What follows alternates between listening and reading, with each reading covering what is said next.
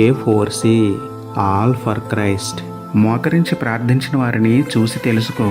సోమరిపోతుతను విడిచి మోకరించి ప్రార్థించడం నేర్చుకో. ప్రార్థన.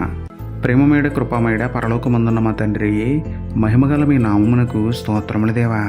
అయ్యా, ప్రార్థనలో మోకాలు వేయలేని, నిలబడలేని, కనీసం 10 నిమిషాలు కుదురుగా కూర్చోలేని బద్ధకస్తులను ఒక్కసారి జ్ఞాపకం చేసుకోండి తండ్రి. సుఖానికి మరిగిన శరీరాన్ని మీ వాక్యంతో నలుగుగొట్టుకుని లోబరుచుకుని ఒళ్ళు వంచి ప్రార్థించేలా మార్చండి తండ్రి.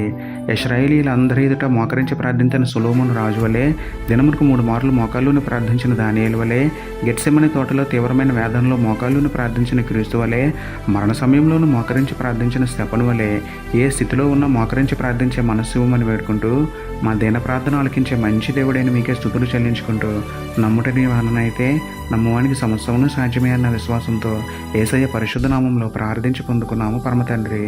ఆమేన్.